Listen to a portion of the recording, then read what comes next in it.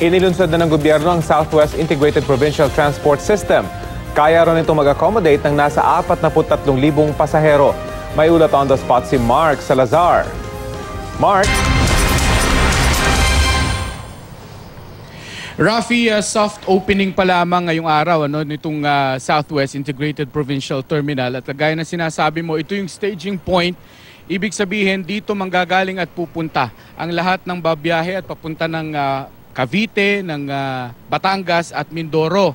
At dito rin ang magiging unloading and loading area ng mga city buses na pipick up ng mga pasahero na manggagaling sa mga probinsya ng South.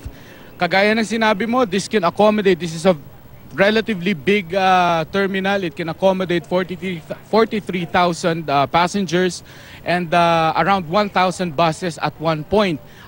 Ganun ito kalaki at marami rin dito mga establishmento na pwedeng mag-accommodate ng mga vendors na display sa Baclaran.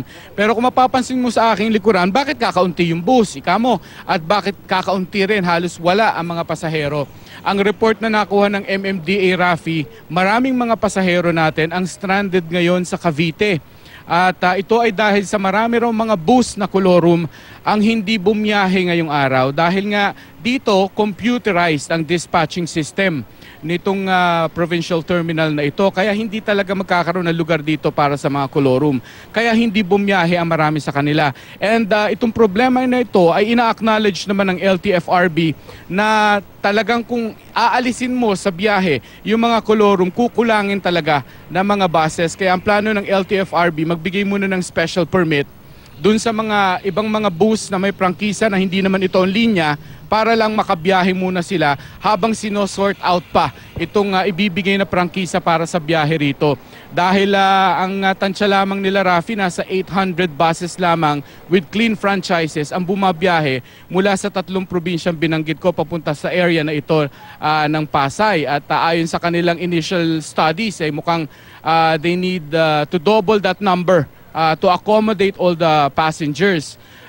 In late May or early June, inaasahan ng i-lift ng LTFRB, ng DOTR, Department of Transportation, ang moratorium sa mga prangkisa na alam naman natin na since 2003 ay may moratorium tayo sa pagbibigay ng mga bagong prangkisa at marami na ang inilaki ng bilang ng mga pasahero natin at nangangailangan na raw talaga na magbigay tayo ng bagong prangkisa. So in early June ay baka ilabas na nila yung lifting of moratorium at magbibigay na sila ng mga bagong prangkisa. But in the meantime, this is a soft opening na nangyayari ngayon dito, ay ongoing din yung information campaign, information drive ng LTO, ng LTFRB at MMDA para ipagbigay alam itong function itong bagong terminal na ito, Rafi. So Mark, 2 birds in 1 stone, umayos na yung terminal at posible pang mawala yung mga kolorum dahil nga high-tech na yung sistema dyan, Mark.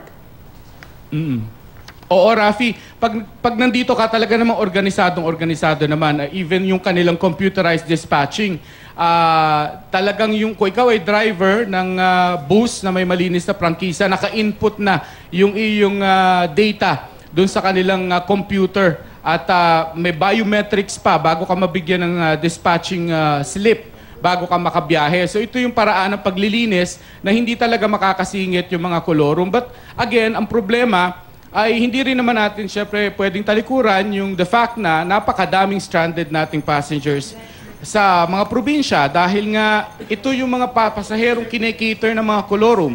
So kailangan pa rin nating ibigyan sila ng sapat na masasakyan. Pero of course dapat ay hindi kolorum. Yan yung bagay, susunod na step na inaayos ngayon ng LTFRB para sapat ang bilang ng ating mga bumabiyahing bus at jeepney. Pero lahat sila ay may tamang prangkisa, insured ang mga pasahero pag sila ay sumakay at ang mga driver ay dumaan sa masusing mga training at briefing bago sila bigyan ng kanilang prangkisa makabiyahe. Mark, kumusta naman yung connectivity niyang istasyon na yan para naman sa mga babiyahe na papasok na sa Metro Manila at sa kanilang mga pupuntahan dito sa Kalakhang, Maynila, Mark? Okay. Itong terminal na ito, palibasa napakalaki nito. Hindi lang naman ito para sa mga provincial buses.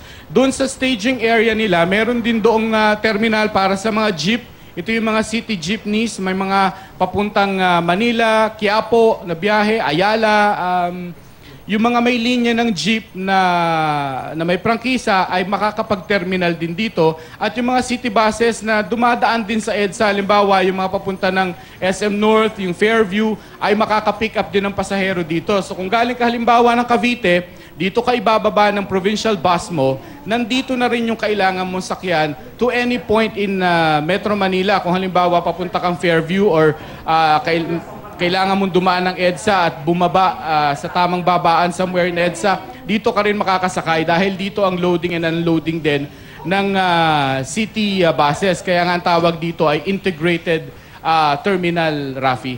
Okay, maraming salamat Pati sa iyo. mga UV Express, by the way, Rafi. Okay, sana nga ma-fully operational na yan at mapakinabangan na ng ating mga kababayan. Maraming salamat sa iyo, Mark Salazar.